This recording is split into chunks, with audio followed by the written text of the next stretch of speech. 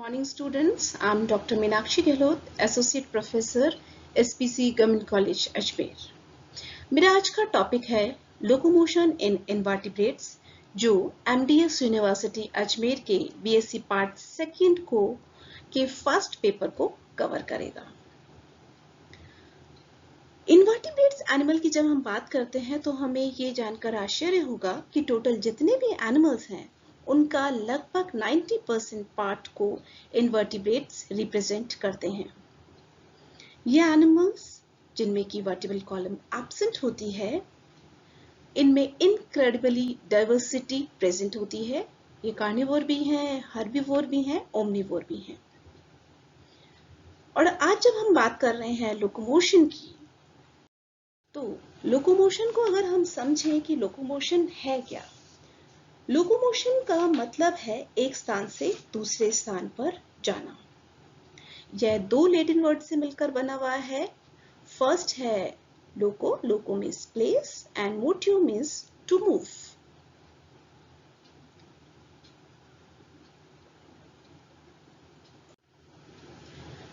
आज हम बात करेंगे 5 इंपॉर्टेंट टाइप्स के लोकोमोशन जो कि इनवर्टिब्रेट्स के अंदर प्रेजेंट होते हैं। फर्स्ट है सूडोपोडियल, दूसरा है सिलियरी, तीसरा है फ्लैजिलर, नेक्स्ट है पैरापोडियल और लास्ट है पीडल लोकोमोशन, जो कि दो पार्ट्स में डिवाइड किया जा सकता है, एक मस्कुलर और दूसरा ट्यूब फेट।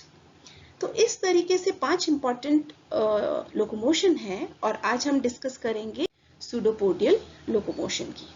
सूडोपोडियल लोकोमोशन को रिप्रेजेंट करने के लिए हमने अपना रिप्रेजेंटेटिव एनिमल लिया है अमीबा।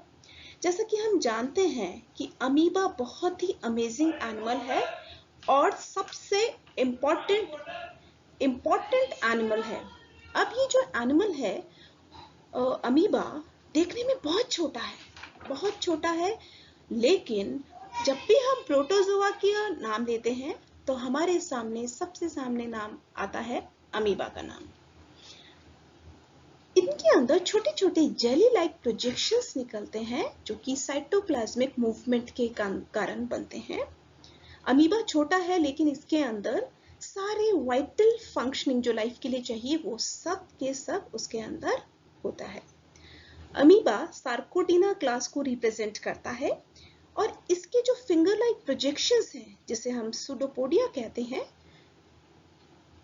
ये सूडोपोडिया साइटोप्लाज्म के चेंज के कारण साइटोप्लाज्म फ्लो करता है, मूव करता है, इसके कारण ये सूडोपोडिया बनते हैं। सूडोपोडियल मूवमेंट जो है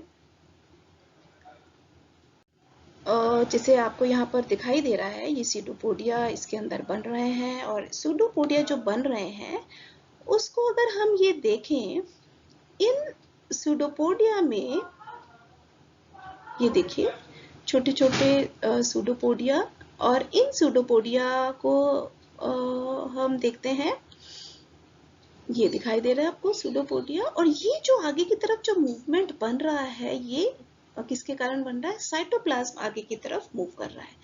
जब अमीबा सूडोपोडियल मूवमेंट कर रहा है तो उसकी स्पीड जो है वो 1 माइक्रोन पर सेकेंड होती है।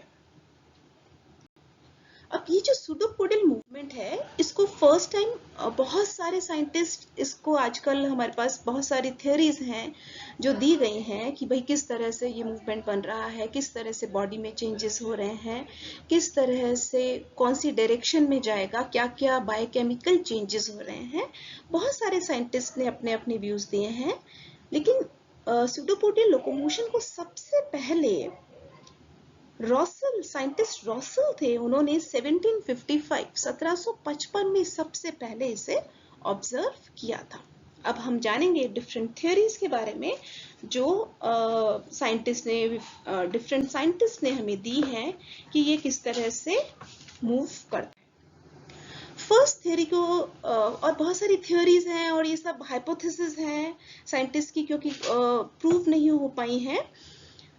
तो फर्स्ट जो एडिशन थ्योरी जो है, क्योंकि अमीबा के बारे में बहुत कुछ अर्ली 18th सेंचुरी और 19th सेंचुरी में बहुत कुछ नहीं पता था, तो ये जो थ्योरी थी वो कहती थी कि जिस तरह से कोई एक ड्रॉप, किसी फ्लूइड की एक ड्रॉप किसी सरफेस पे जाकर अडेयर हो जाती है, चिपक जाती है, उसी प्रॉपर्टीज के साथ अमीबा भी जेली लाइक फ्लूइड की तरह है और वो किसी एक सरफेस पर चिपक जाता है।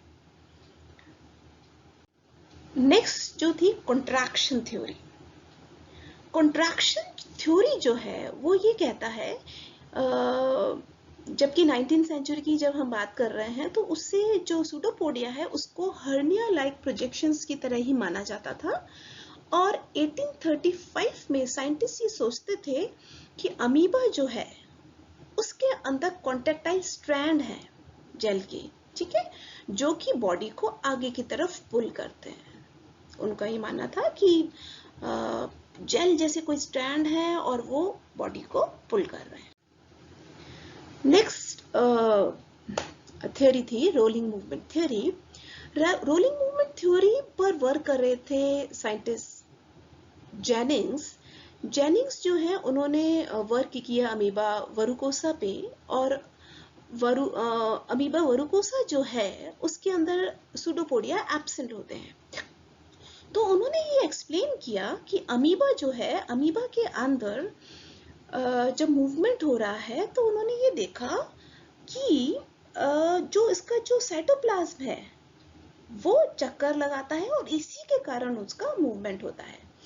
उन्होंने एक एक्सपेरिमेंट भी किया और उन्होंने कहा कि एक डॉर्सल सरफेस पे उन्होंने कार्बन के ग्रेन्यूल्स डाल दिए और धीरे धीरे ये देखा कि कार्बन के ग्रेन्यूल्स धीरे धीरे खिसकते हुए आगे पहुंच जाते हैं, जिससे कि आगे की तरफ बढ़ जाता है वो।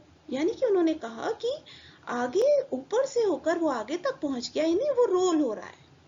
तो उन्होंने अपनी थ्योरी को क्या नाम दिया? Rolling movement theory of Jennings. Next है walking movement theory. Walking movement theory Dellinger ने 1906 में दी थी और उनका मानना था, उन्होंने कहा कि अमीबा के अंदर, बॉडी के अंदर वो आगे पहले सबस्ट्रेटम से चिपक जाता है और फिर दूसरे उसके प्रोजेक्शंस निकलते हैं, वो चिपक जाते हैं, फिर पीछे वाला हट जाता है, फिर आगे वाला जाता है। तो उन्होंने कहा जिस तरह के हमारे पैरों का मूवमेंट होता है सेम उसी तरीके से अमीबा का मूवमेंट होता है। नेक्स्ट है सरफेस टेंशन थ्योरी। इस थ्योरी को बर्थोल्ड ने दिया था और जिस तरह से इन्होंने काफी थोड़ा सा साइंटिफिक व्यूज के साथ जोड़ा था। उन्होंने कहा कि ये जो अमीबा है किसी सरफेस पर चिपकता इसलिए है कि उनके बीच, दोनों के बीच में सरफेस टेंशन क्रिएट होती है और उसके कारण वो क्या करता है, आगे की तरफ चिपक जाता है और फिर पीछे सरफेस टेंशन कम होने की वजह से हट जाता है और फिर आगे की तरफ वापस सरफेस टेंशन क्रिएट हो जाती है।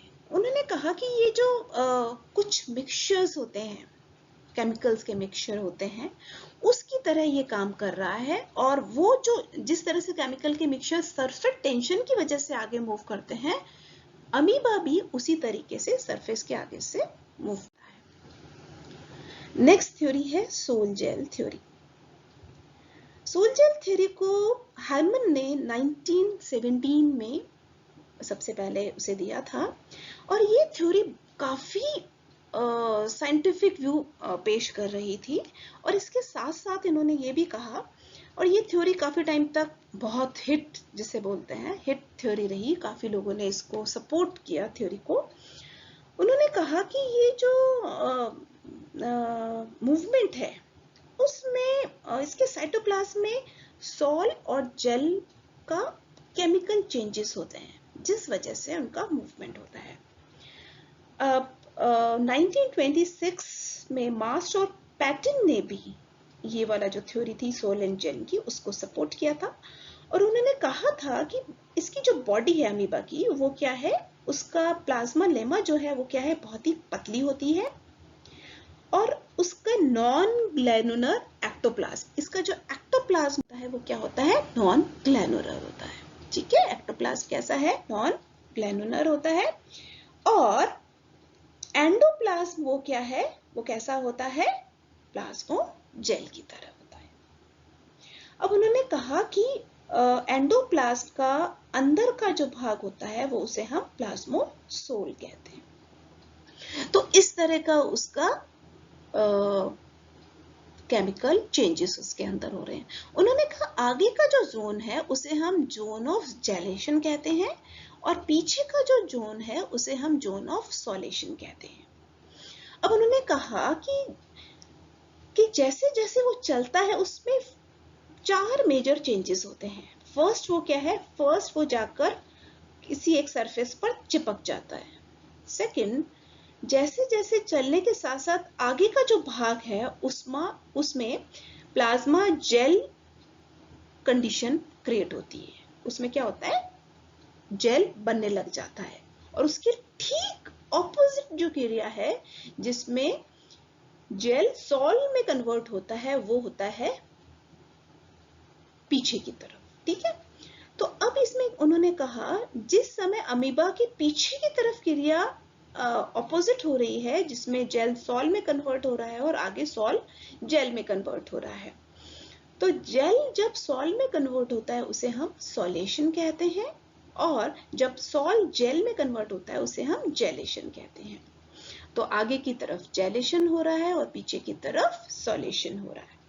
तो इस तरह उन्होंने कहा कि जिससे कि प्लाज्मा जेल कॉन्ट्रैक्ट हो जाता है और अमीबा आगे से पीछे की ओर, अमीबा का आगे वाला भाग जो फ्लूइड है वो जम जाता है और पीछे की तरफ वाला आगे की तरफ फोर्स लगाता है जिससे कि वो आगे की तरफ बढ़ता है। इस तरह उन्होंने कहा कि इस तरह का जब मूवमेंट हो रहा है उस वजह से एक हाइलाइन लेयर बन जाती है और जिसे कि हम सूडोपोडिया कहते हैं और इस कैप के आगे बढ़ने से वो आगे अडहेयर हो जाता है। फिर वापस जेलेशन और सॉलेशन की रिएक्शंस होती हैं और मूवमेंट होता है। नेक्स्ट थ्योरी है formation zone theory. Formation zone theory Allen ने 1962 में दी थी और उन्होंने ये कहा क्योंकि अब धीरे धीरे ऑर्गेनेल्स लेवल पर काम हो रहा था, एंजाइम लेवल पे हो रहा था, प्रोटीन लेवल पे काम हो रहा था, तो एलन ने ये कहा कि एंडोप्लाज्मिक मॉलिक्यूल्स जो हैं वो क्या करते हैं, फ्रंट एंड पर आगे की तरफ जाना शुरू कर देते हैं। ठीक है, उससे उन्होंने कहा कि ये जो एंडोप्लाज्मिक प्रोटीन्स हैं इन प्रोटीन्स के अंदर कॉन्ट्रैक्शन होता है एंटीरियर एंड पर और जिससे कि अमीबा आगे की तरफ बढ़ता है। नेक्स्ट है molecular folding and unfolding theory. Goldacre and Lorch ने ये इस थ्योरी को बताया था और इस थ्योरी की सबसे इंपॉर्टेंट चीज ये है कि उन्होंने कहा कि फोल्डिंग और अनफोल्डिंग जो वो मोशन है उसमें उन्होंने कहा कि प्रोटीन के जो मॉलिक्यूल्स हैं, प्रोटीन 2 तरीके के हैं, उसमें लॉन्ग चेन प्रोटीन्स हैं और स्मॉल चेन प्रोटीन्स हैं। तो उन्होंने कहा लॉन्ग चेन जो प्रोटीन्स हैं वो क्या है, स्मॉल में कन्वर्ट हो रहे हैं और स्मॉल जो प्रोटीन्स हैं वो लॉन्ग चेन में कन्वर्ट हो रहे हैं। तो उन्होंने कहा कि ये जो प्रोटीन्स हैं उनके फोल्डिंग और अनफोल्डिंग से क्या हो रहा है, सॉल एंड जेल जैसी सिचुएशन क्रिएट हो रही है जिससे कि आगे की तरफ सूडोपोडियल लोकोमोशन होता है। और इन्होंने उसका बायोफिजिकल और बायोकेमिकल प्रोसेस को बहुत अच्छे से एक्सप्लेन किया। 1954 में हग्सले ने ये जो प्रोटीन की जब बात चली थी, लॉन्ग चेन और स्मॉल चेन प्रोटीन की बात जब चल रही थी, तो उन्होंने कहा कि ये जो सॉलेशन और जेलेशन के जो प्रोटीन्स हैं वो हमारी बॉडी के जो एक्टिन और मायोसिन मसल फाइबर्स हैं उनको रिप्रेजेंट कर रहा है। देखिए अब यहाँ पर आप ये देखिए आगे की तरफ उन्होंने कहा है प्रोटीन अनफोल्डिंग, प्रोटीन क्या अनफोल्ड हो रहे हैं और जेलेशन हो रहा है और पीछे की तरफ जो प्रोटीन्स हैं वो क्या है, फोल्ड हो रहे हैं, यानी कि फोल्ड होकर वो क्या कर रहे हैं, सॉल में कन्वर्ट हो रहे हैं।